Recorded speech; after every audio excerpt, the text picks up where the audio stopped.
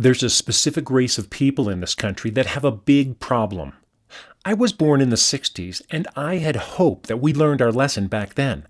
But it doesn't matter what century of 60s you look at, the same issue keeps showing its ugly face. The oppression of others who are not a member of the white race. Now, before you switch me off just because I offended you, remember that your freedom to avoid talking about white people's behavior is part of the problem. I admit that I'm a racist because I was brought up to see the world through the lens of racism and class by my well-meaning white parents, who are products of the white-dominant middle class of Americans who don't see themselves as even having a race. We white people just see ourselves as normal, which means everyone else who isn't white isn't normal. That's what I was taught. In the quiet, subtle ways like not talking about our whiteness and the privilege that comes with it. And me? I'm a member of the most privileged of the privileged, a white man who is straight and able-bodied. Yeah, I do have a body. And what some of us white men are doing with their bodies to oppress others who are not like us is starting to scare the hell out of me.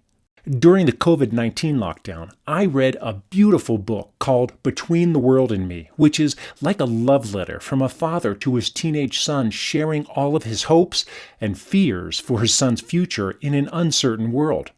The father's main fear is of losing control of his own body, not to coronavirus or heart disease, but to white people.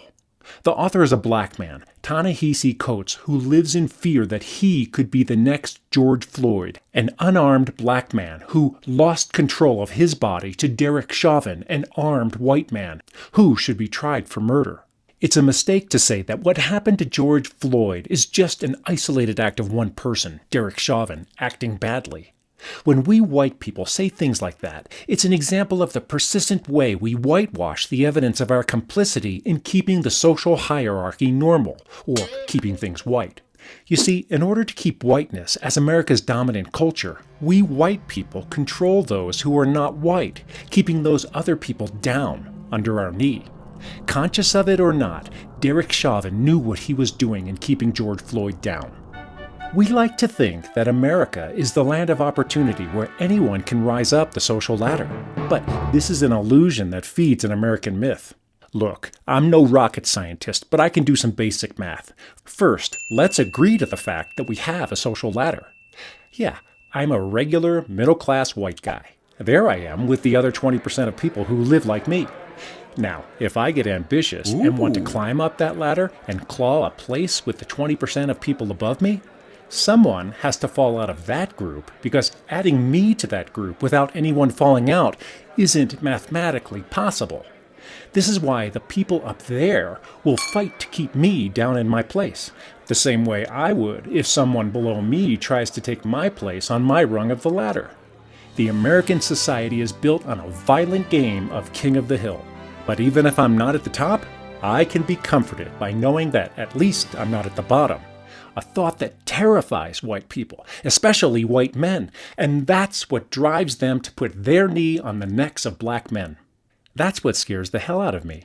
The difference between Darius Tarver and me is very small. At some level, every white person relates to the same fear that Darius Tarver acted out onto George Floyd. The Reverend Dr. Martin Luther King Jr. said 2 years before I was born, he said, "I have a dream.